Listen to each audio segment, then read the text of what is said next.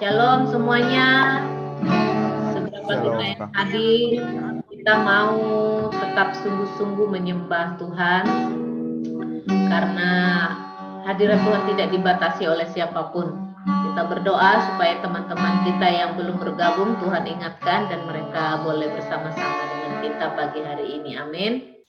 Baik, mari kita berdoa sebelum kita mulai ibadah kita. Terima kasih Tuhan, kami sungguh bersyukur atas kebaikan-Mu, atas kasih-Mu, atas kemurahan-Mu yang melimpah atas kami. Seberapa kami yang hadir malam hari ini, kami mau Tuhan menyembah, memuji Engkau dengan segenap hati kami, dengan segenap jiwa kami. Dan biar Roh Tuhan hadir di tengah-tengah kami, mengendalikan setiap kami.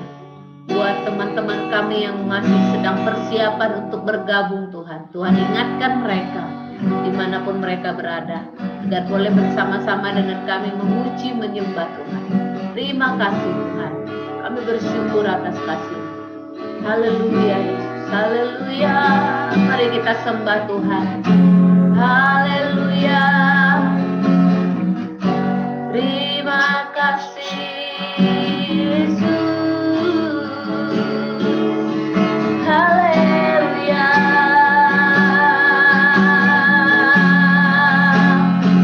Syukur bagimu, Kau sungguh baik. Haleluya.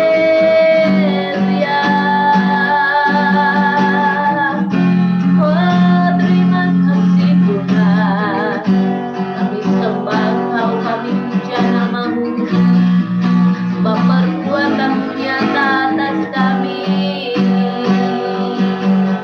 Haleluya.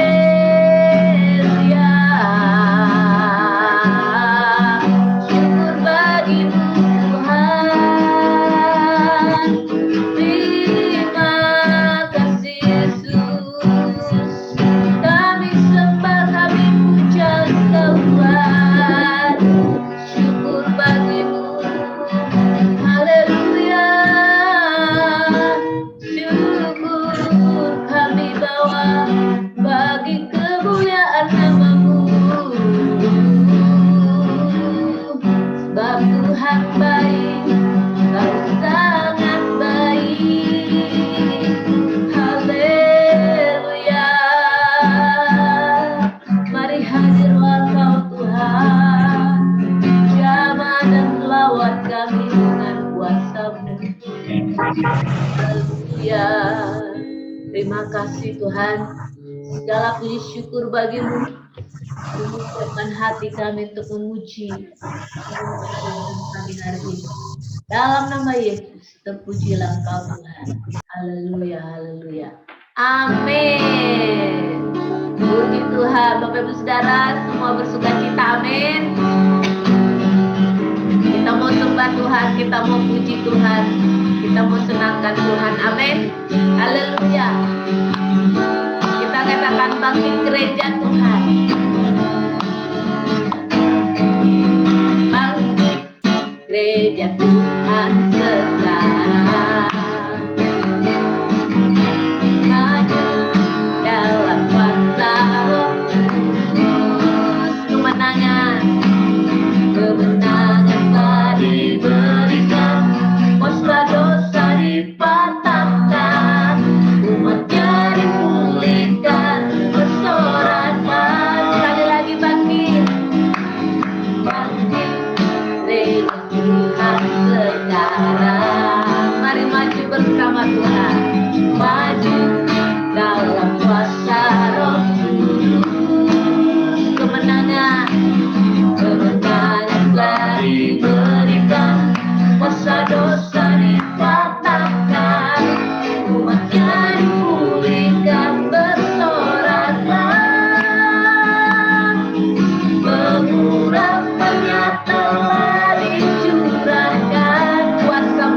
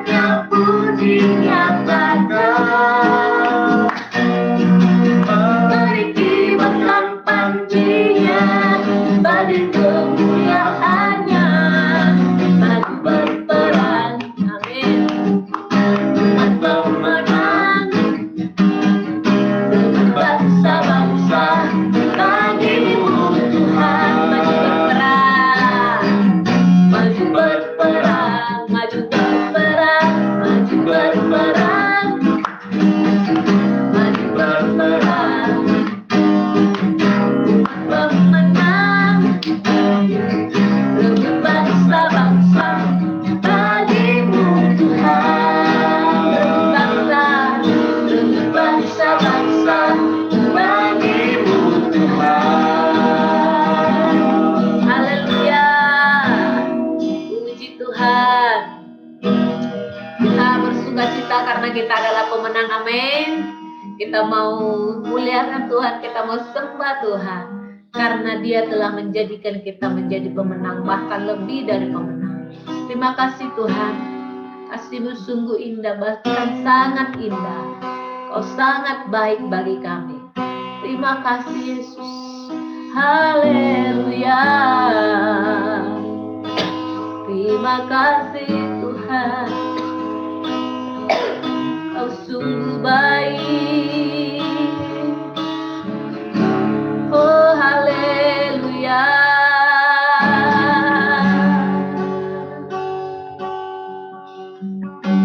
Terima kasih Tuhan. Oh syukur bagimu Yesus. Kau sungguh indah. Katakan kepada Tuhan, Tuhan sungguh indah bagi kami.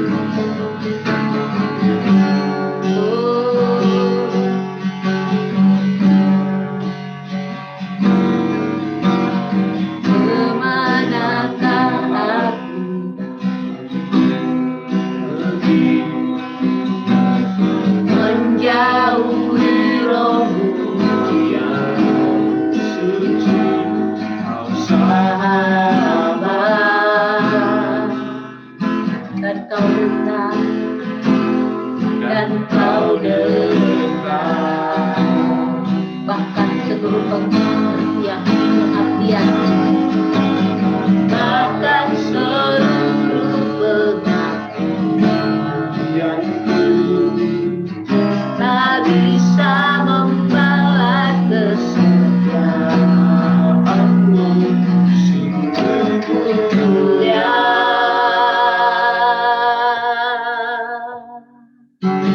dan berharga. Katakan sultan, sungguh besar pengorbananmu bagiku, terlalu dalam untuk dimengerti. Sungguh besar,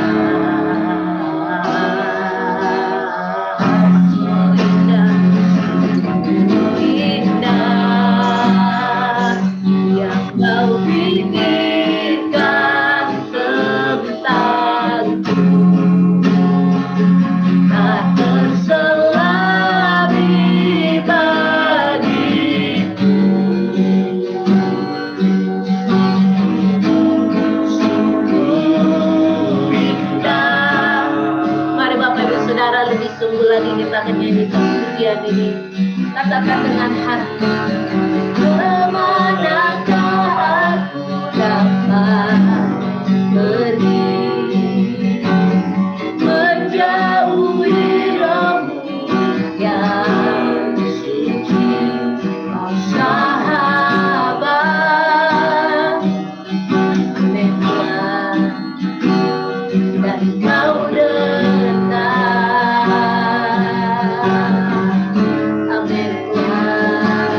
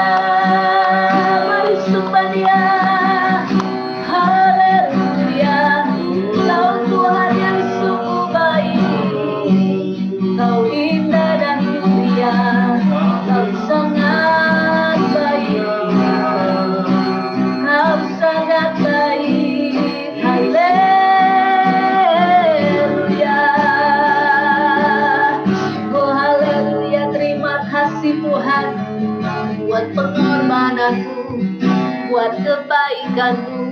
Mari semua kita menyembah Tuhan. Dimanapun kita berada, saya mengajak kita fokus menyembah Tuhan saat pagi hari ini.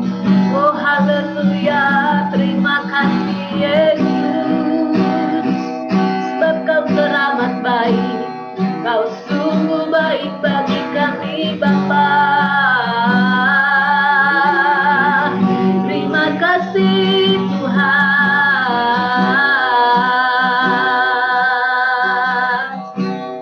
Haleluya.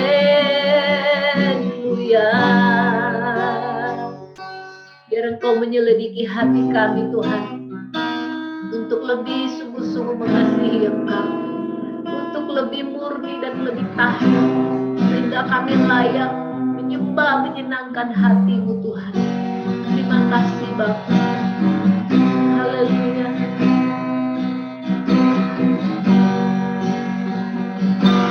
Selidiki aku, lihat hatiku, apakah sungguh mengasihi Yesus, yang Maha tahu dan menilai hidupku. Tak ada yang tersembunyi lagi. Sekali lagi katakan, selidiki aku, lihat hatiku, amin Tuhan. Apakah Ku sungguh mengasihi Yesus, Kau yang Maha tahu dan menilai hidupku. Tak ada yang tersembunyi bagimu.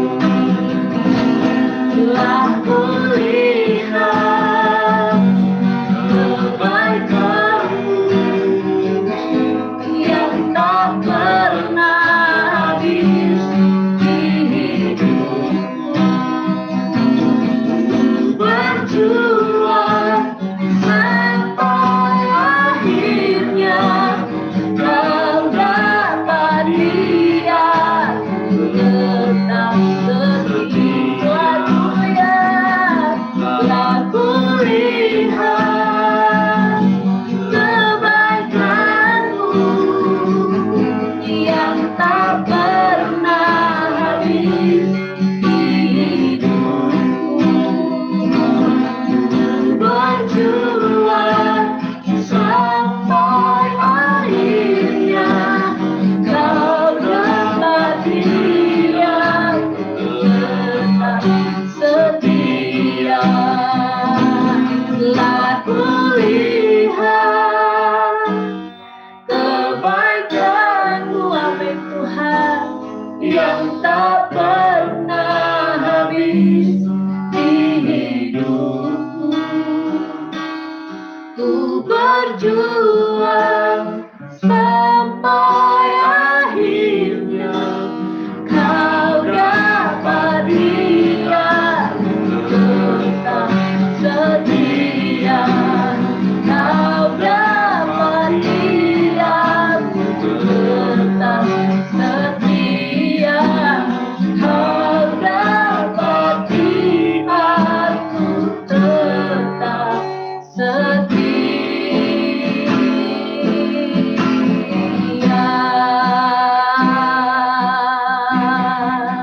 Haleluya.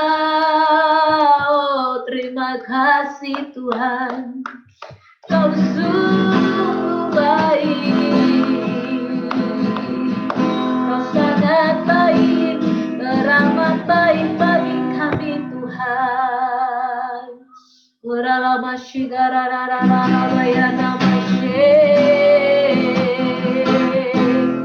Kau Tuhan yang setia, Kau Tuhan yang mulia. Saya serahkan kepada hamba Tuhan yang lain. Terima kasih. Haleluya, haleluya. Bapak, terima kasih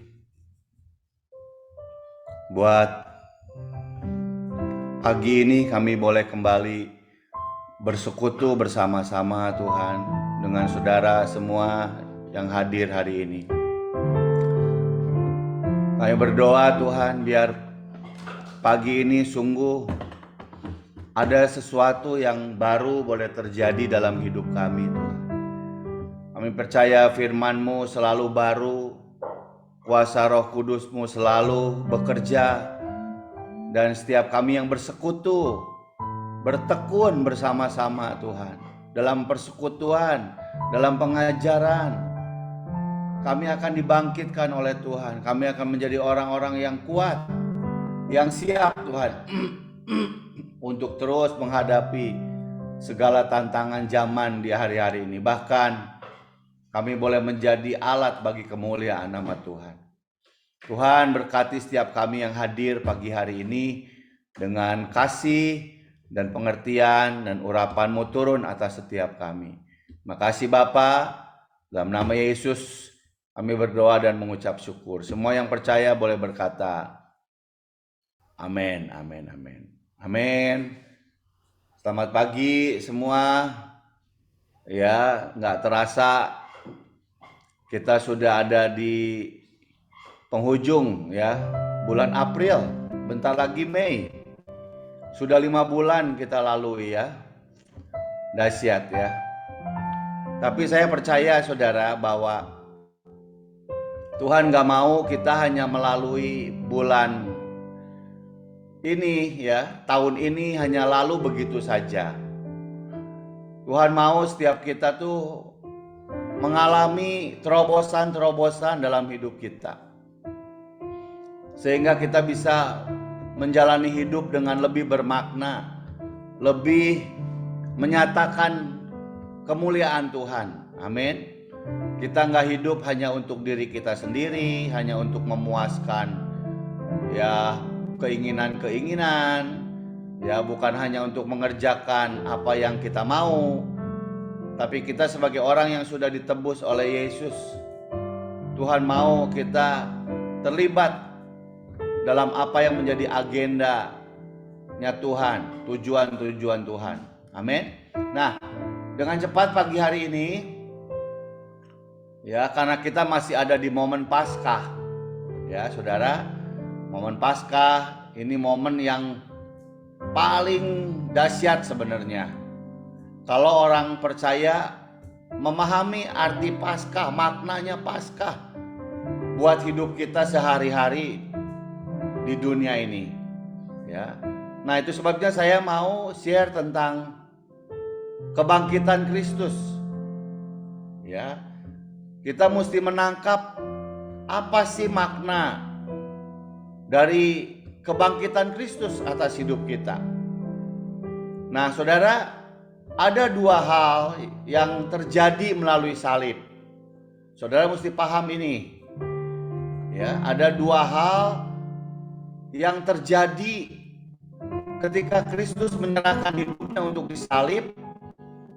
Ya, 2 hal ini berpengaruh untuk kehidupan kita, dan kita harus menerima 2 hal ini, saudara. Saudara nggak bisa hanya terima 1 hal, ya, kayak uang, nggak bisa hanya menerima uang yang cuman ada gambarnya sebelahnya lagi nggak ada gambarnya, nggak bisa.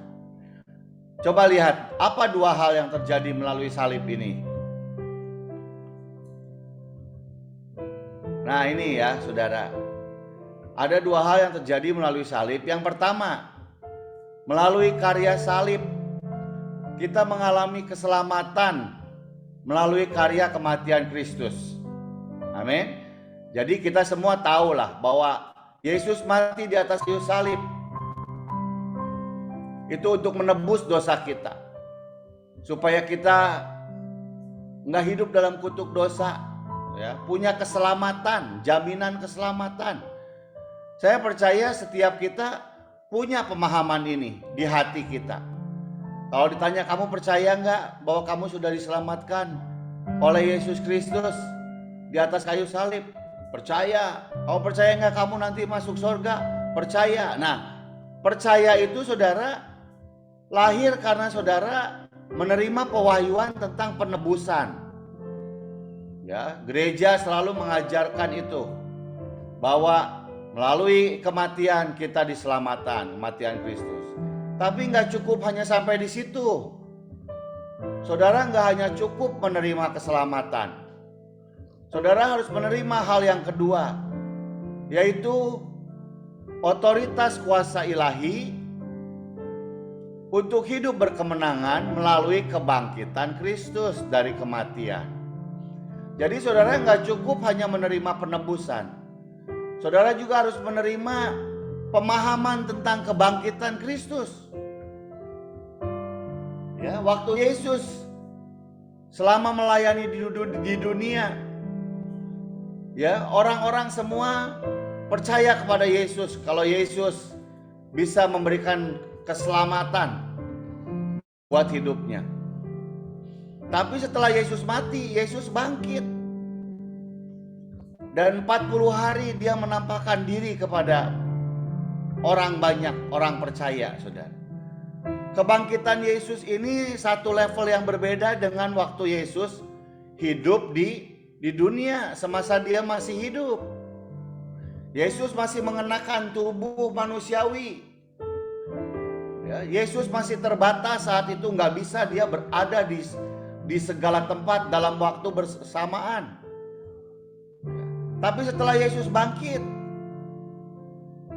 Yesus mengenakan kemuliaan yang berbeda. Ini saudara mesti paham. Ya, kemuliaan yang berbeda ketika Yesus bangkit.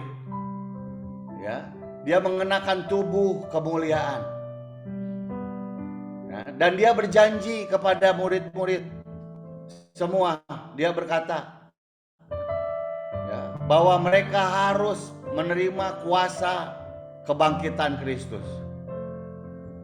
Jadi murid-murid itu waktu zaman Yesus masih hidup, murid-murid gak punya kuasa. Murid-murid hanya hidup percaya kepada Yesus. Tapi perhatikan saudara, ketika Yesus bangkit dan naik ke sorga, apa yang diberikan oleh Yesus kepada murid-murid? Dia berikan kuasa Roh Kudus, kuasa kebangkitan.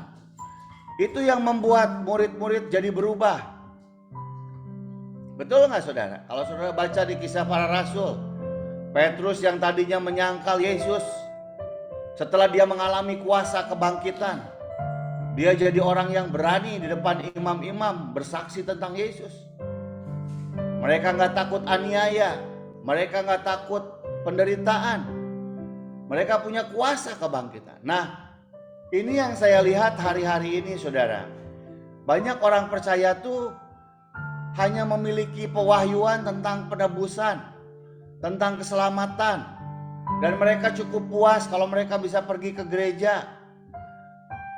Tapi faktanya saudara, fakta nih ya saudara, dalam hidup sehari-hari mereka nggak punya kemenangan. Mereka hidupnya gagal dan gagal, kalah dan kalah, jatuh bangun terus di dalam dosa. Banyak nggak saudara orang-orang percaya yang begitu? Banyak. Ya, mereka masih mudah khawatir. Mereka masih mudah dipengaruhi oleh keadaan dunia. Goncangan-goncangan yang terjadi ini membuat mereka takut. Ya, boro-boro mereka bangkit dalam kemenangan. Mereka masih dikuasai oleh roh-roh dunia, ketakutan, putus asa, kehilangan harapan. Nggak ada kemenangan, saudara. Kalau saudara masih jadi orang percaya, sekalipun saudara menerima keselamatan, tapi hidup sehari-hari saudara nggak tahu apa kehendak Tuhan. Saudara nggak tahu berjalan bersama dengan Tuhan. Sebaliknya saudara hanya terus dikuasai oleh kelemahan-kelemahan dunia. Itu tandanya saudara belum mengalami kuasa kebangkitan dari Yesus. Nah, itu sebabnya hari ini saya rindu saudara, supaya saudara tuh memahami dan mengalami apa artinya salib Kristus. Saya kasih contoh ya saudara. Ini di Kisah Para Rasul pasal 19, saya akan bacakan. Paulus di Efesus. Ketika Apolos masih di Korintus, Paulus sudah menjelajah daerah-daerah pedalaman dan tiba di Efesus. Di situ didapatinya beberapa orang murid. Jadi waktu Yesus datang ke Efesus, dia menemukan beberapa orang murid. Katanya kepada mereka, "Sudahkah kamu menerima Roh Kudus ketika kamu menjadi percaya?" Akan tetapi mereka menjawab dia, "Belum. Bahkan kami belum pernah mendengar bahwa ada Roh Kudus." Ayat yang ketiga. Lalu kata Paulus kepada mereka, "Kalau begitu, dengan baptisan manakah kamu telah dibaptis?" Jawab mereka, "Dengan baptisan Yohanes." Kata Paulus, baptisan Yohanes adalah pembaptisan orang yang telah bertobat, dan ia berkata kepada orang banyak bahwa mereka harus percaya kepada dia yang datang kemudian daripadanya, yaitu Yesus. Ketika mereka mendengar hal itu, mereka memberi diri mereka dibaptis dalam nama Yesus. Dan ketika Paulus menumpangkan tangan di atas mereka, turunlah Roh Kudus ke atas mereka, dan mulailah mereka berkata-kata dalam bahasa roh dan bernubuat. Jumlah mereka adalah kira-kira 12 orang. Nah, singkat cerita saudara, melalui 12 orang ini seluruh Asia itu mendengar firman Tuhan. Nah saudara, kalau saudara dengar tadi apa yang saya baca, perhatikan.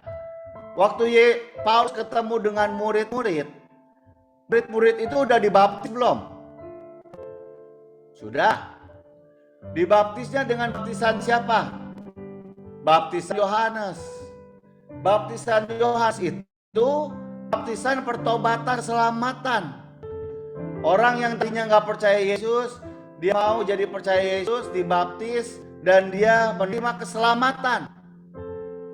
Tapi ada satu baptisan lagi yang ditawarkan oleh Paulus, yang harus diterima oleh murid-murid. Yaitu baptisan apa? Baptisan Roh Kudus. Ya, baptisan Roh Kudus adalah baptisan untuk menerima kuasa kebangkitan Kristus. Kalau saudara baca tadi kisah pasal 19 itu ya, saudara akan melihat bagaimana melalui 12 orang itu Roh Kudus bekerja dengan luar biasa. Ya. Nah, itu yang harus dimiliki oleh orang percaya, saudara. Saya berdoa pagi hari ini supaya saudara jangan hanya jadi orang Kristen baik-baik. Jangan hanya jadi orang Kristen yang setia. Tanpa kuasa kebangkitan, kita nggak bisa melakukan apa-apa. Padahal Tuhan ingin gereja Tuhan itu mendemonstrasikan kemahadahsyatan Tuhan. Dalam kisah para rasul, kita lihat murid-murid semua mendemonstrasikan kuasa, mujizat. Ya, banyak pekerjaan-pekerjaan ajaib terjadi lewat murid-murid Yesus. Nah, saudara mesti mengerti ini, saudara. Kalau saudara mengalami kuasa kebangkitan dan hidup di dalam kuasa kebangkitan Yesus, kita jadi orang Kristen yang pasif, ya, nggak punya agresivitas, nggak punya gairah yang kuat, saudara. Nah, dengan cepat saya bagikan bagaimana kita menerima kuasa kebangkitan.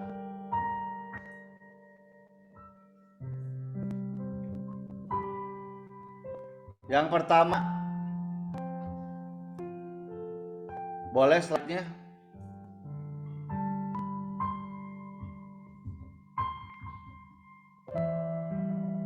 Ini yang pertama, saudara. Berdoa dengan sungguh, minta Roh Kudus membaptis kita dengan kuasa kebangkitan. Amin. Saudara pernah berdoa dengan sungguh-sungguh, dengan kehausan, dengan hati yang lapar, minta Roh Kudus membaptis kita dengan kuasa kebangkitan. Saudara, kalau saudara sudah menerima kuasa kebangkitan, hidup saudara pasti diubahkan. Saudara jadi orang yang kuat, yang tangguh, yang bisa menjalani hidup berkemenangan.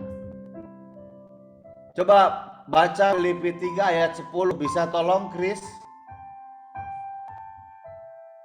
Baik Pak. Filipi 3 ayat 10.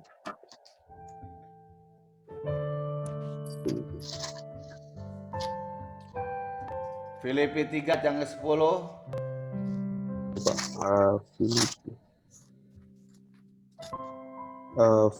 Filipi pasalnya yang ketiga ayatnya yang ke-10.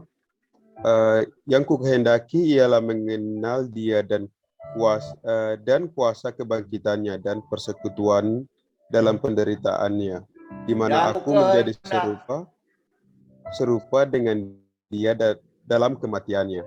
Oke, thank you Chris. Yang ku kehendaki mengenal Dia dan apa? Apa tadi Chris? Kuasa kuasa kebangkitannya. Nah, Paulus itu punya kesungguhan, dia hanya ingin mengenal Tuhan dan mengalami kuasa kebangkitan, saudara.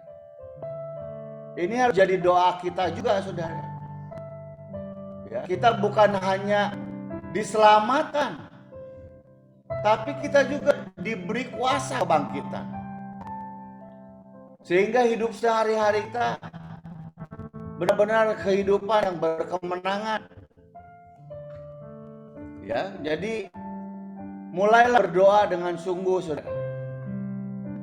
Ya, tiap hari berdoa minta kuasa itu turun atas hidup kita.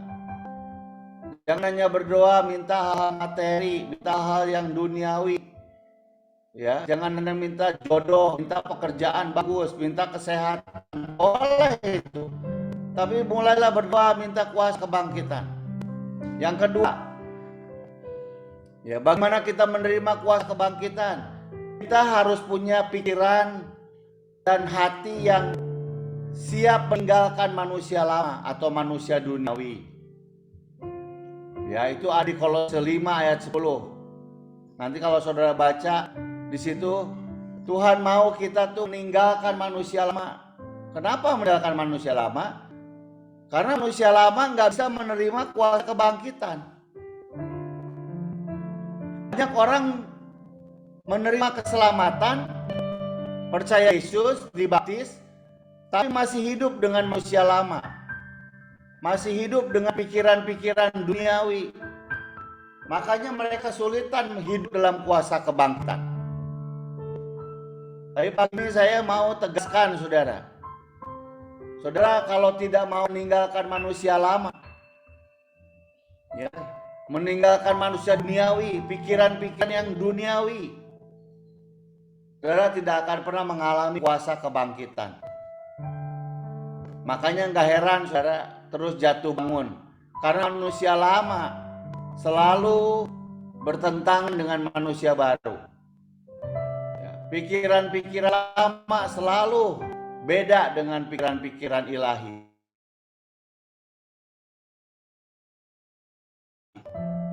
Pikir kita beda cara pikir Tuhan. Ya, makanya harus terus bangun, ya, pikiran Kristus lewat perenungan firman, baca firman. Ayat yang kedua, hendak kita berubah, jangan serupa seperti dunia, tapi berubah sesuai dengan apa yang Tuhan mau. Ya, jadi ini yang kedua, kalau kita menerima kuasa kebangkitan, berdoa dengan sungguh, siap meninggalkan manusia lama. Yang ketiga, hidup hanya bagi kehendak, menggenapi kehendak Tuhan. Ya, belum ditampilkan ya slide-nya ya. Ya, bukan terus mengikuti keinginan kita, ego kita.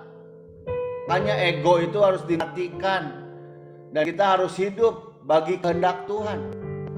Itu sebabnya kenapa Tuhan suka izinkan masalah, tantangan, apapun, bahkan penyakit datang dalam hidup kita, supaya kita tuh tidak hidup dengan ego kita, tapi kita hidup menurut kehendaknya.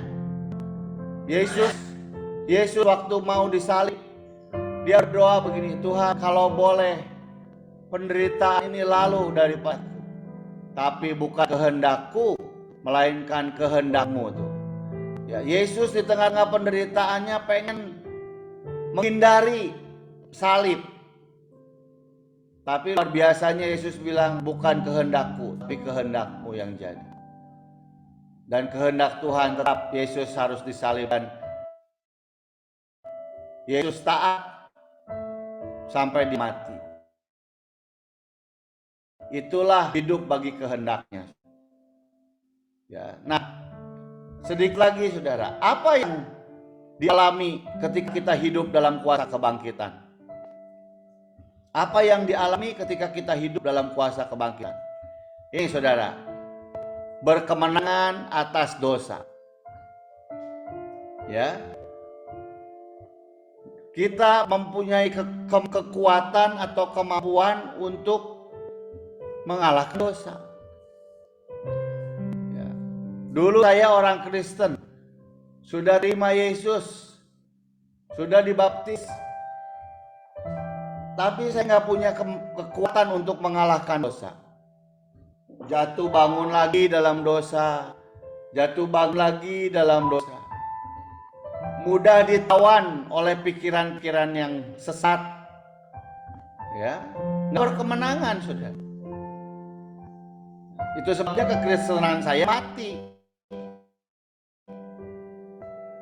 Nggak ada gairah, nggak bisa berdoa, nggak bisa baca firman, nggak berkemenangan. Tapi setelah mengalami baptisan Roh Kudus yang berarti saya menerima kuasa kebangkitan, disitulah saya mengalami yang namanya kemenangan dari dosa. Mengalahkan dosa menjadi sesuatu yang mudah, karena saya tahu bahwa Yesus sudah bangkit dalam hidup saya, dan manusia lama saya sudah dimatikan supaya saya bisa hidup dalam kuasa kebangkitan.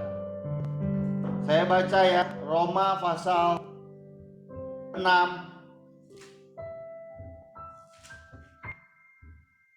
ya, 5 menit 10 menit lagi saya selesai ya. Roma pasal yang ke-6 ayat yang ke-7 sampai 11. Sebab siapa yang telah mati, ia telah bebas dari dosa. Jadi jika kita telah mati dengan Kristus, kita percaya bahwa kita juga akan hidup dengan Dia. Karena kita tahu bahwa Kristus sesudah Ia bangkit, perhatikan, sudah Ia bangkit dari antara orang mati, tidak mati lagi, maut tidak berkuasa lagi atasnya. Sebab kematiannya adalah kematian terhadap dosa, satu kali dan untuk selama-lamanya. Dan kehidupannya adalah kehidupan bagi Allah. Demikianlah hendaknya kamu memandangnya, bahwa kamu tak mati bagi dosa, tapi kamu hidup bagi Allah dalam Kristus Yesus. Artinya kamu hidup bagi Allah, artinya kita sudah. Jadi saudara, kita tuh harus mengalami kematian dan harus mengalami kebangkitan. Nah, itulah maknanya salib, saudara. Jadi kalau saudara mau menerima Yesus Kristus, percaya kepada Dia, dua hal ini harus saudara terima. Kematian dan kebangkitan Kristus itu harus bersamaan kita alami. Amin. Yang kedua, apa yang kita alami ketika kita hidup dalam kuasa kebangkitan? Dua, mampu menghadapi penderitaan. Ya, tadi saya sudah singgung. Ya, waktu Yesus belum bangkit, Petrus itu menyangkal Yesus. Padahal Petrus setiap hari ikut Yesus, percaya sama Yesus. Tapi waktu ada penderitaan, ada tekanan, ada pergumulan, Petrus ditanya sama prajurit-prajurit, kamu juga muridnya Yesus? Petrus menghindar dengan berkata, aku bukan murid Yesus, aku nggak kenal Yesus. Bayangkan sudah. Ya. Waktu ada penderitaan seringkali kita menyangkal Yesus. Kita berkata begini, percuma ikut Tuhan, percuma berdoa, percuma berharap sama Tuhan. Ya, waktu ada pergumulan kita kecewa, kita mengeluh. Saudara, mengeluh itu salah satu tanda bahwa kita tuh nggak percaya sama Tuhan. Kita meragukan Dia, saudara. Itulah kita, saudara. Kita nggak bisa menghadapi pergumulan, penderitaan. Kita kecewa, pahit, menjauh dari itu.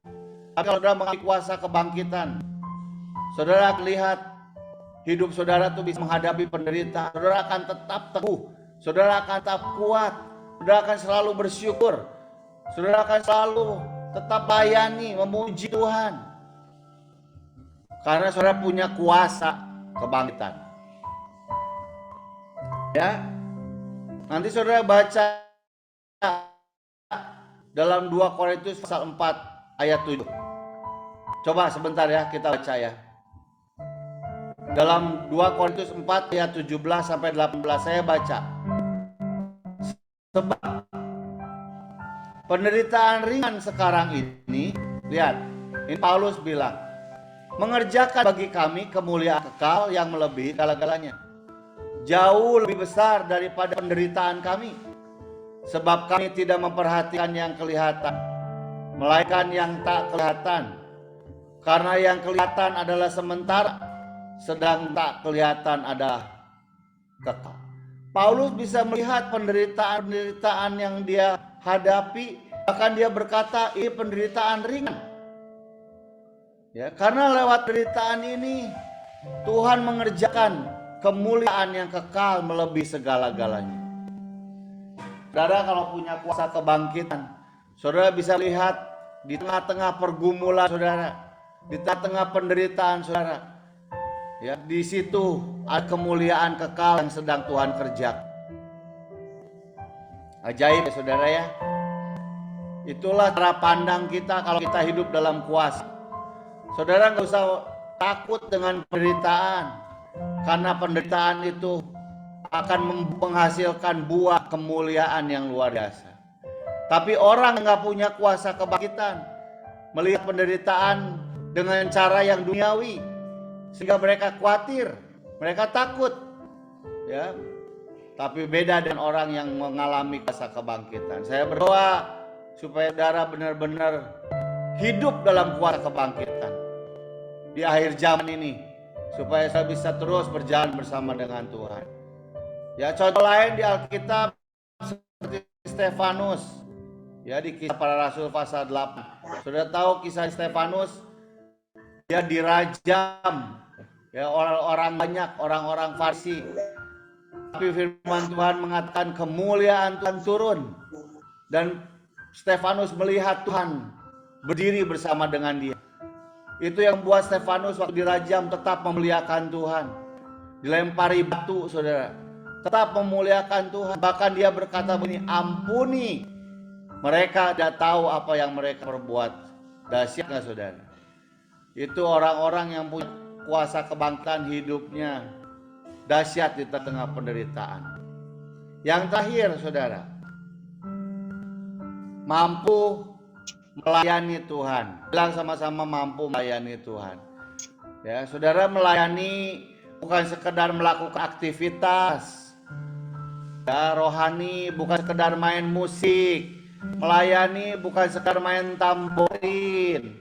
Melayani bukan sekedar ya ada kegiatan-kegiatan di gereja, saudara. Saudara bisa melakukan itu, ya. Tapi kalau saudara nggak punya kuasa kebangkitan, pelayanan saudara hanya aktivitas belaka. Pelayanan saudara hanya kegiatan gitu. Hanya mengisi waktu. Tapi yang Tuhan mau melayani di zaman ini adalah kita mendemonstrasikan kuasa Tuhan lewat perkataan, lewat perbuatan, lewat hidup kita. Orang jadi mengenal Tuhan. Saya rindu, saudara. Hari ini banyak orang susah, banyak orang yang bergumul, banyak orang kehilangan pengharapan. Ya, tapi waktu dia berjumpa dengan hidup kita, mereka berjumpa dengan Tuhan. Karena dalam hidup kita ada kuasa kebangkitan Yesus. Saudara harus menjadi orang yang menjadi surat yang bisa dibaca. Mereka bisa melihat Yesus lewat hidup kita. Sama-sama saudara alami terus kuasa kebangkitan. Berdoa terus di akhir zaman ini kita benar-benar menjadi gereja, menjadi umat Tuhan yang menjadi terang, menjadi garam di tengah dunia yang gelap ini. Kita memancarkan Kristus dan kemuliaan Tuhan. Amin.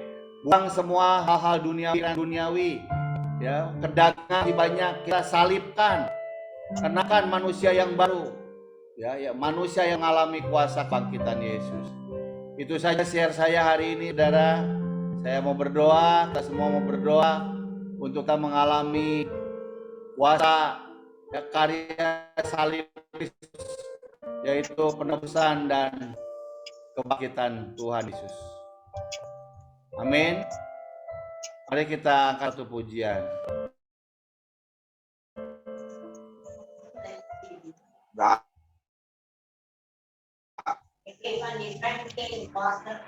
Ya. Haleluya.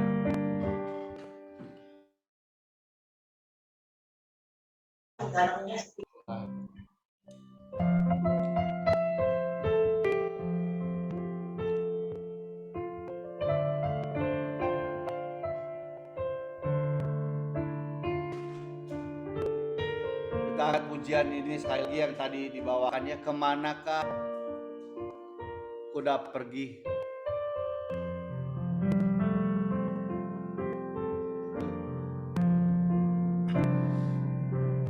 Kemanakah aku dapat pergi, menjauhi roh yang suci, sahabat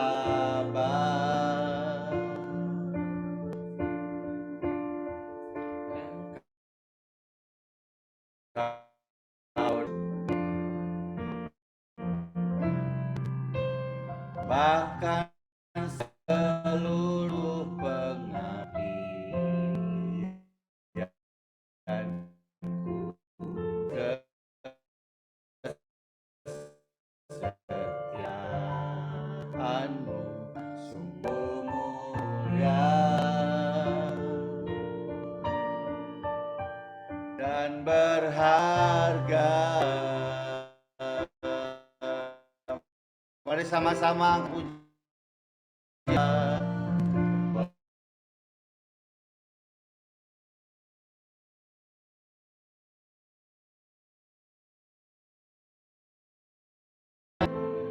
Alun-alun untuk dimengerti, sungguh indah,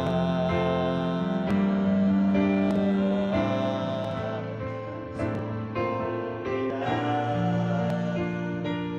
Kau pikirkan tentang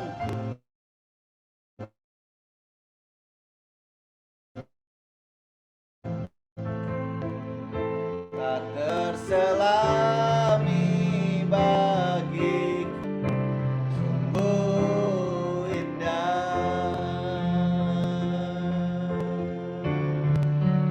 sungguh besar pengorbananmu.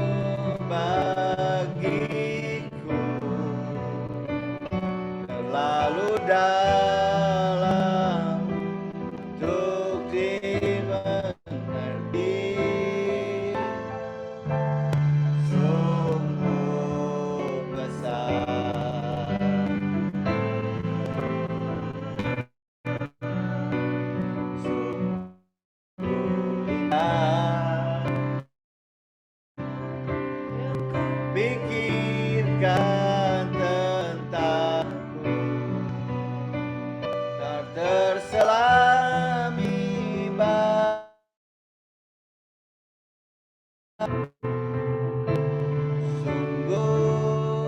indah. Benar Tuhan, sungguh besar pengorbanan-Mu bagiku. Secara manusia sulit untuk bisa kami pahami. Tapi kami berdoa melalui firman yang simpel, sederhana tadi Tuhan. Berikan roh pewahyuan dalam yang lebih lagi untuk kami memahami apa karya salib Kristus yang sesungguhnya. Kami mau Tuhan, di akhir zaman ini kami mengalami bukan hanya selamatan, bukan hanya penebusan. Kami bersyukur buat hal itu Tuhan. Karena kematian Yesus membuat kami berpindah dari kerajaan maut masuk dalam kerajaan kekekalan. Namun semasa hidup ini Tuhan, Engkau juga mau kami menjalaninya di dunia ini dengan kuasa kebangkitan. Kami mengalami yang namanya kemenangan. Kami yang mengalami namanya terobosan, melayani Tuhan dengan kuasa, hidup untuk mengalahkan dosa. Kami selalu berkemenangan dari dosa. Kami tidak takut dengan penderitaan Tuhan. Nah, sebaliknya kami bisa lihat penderitaan sebagai sarana Tuhan membawa kami mengalami kemuliaan yang kekal. Kami berdoa pagi hari ini di dalam nama Yesus. Biar umat Tuhan menerima pewahyuan baru. Pewahyuan dari kebangkitan Kristus. Dan hidupnya boleh mengalami kuasa kebangkitan itu. Terima kasih Bapa, kami bersyukur hanya di dalam nama Yesus kami sudah berdoa dan mengucap syukur. Semua yang diberkati percaya boleh berkata amin, amin. Saya serah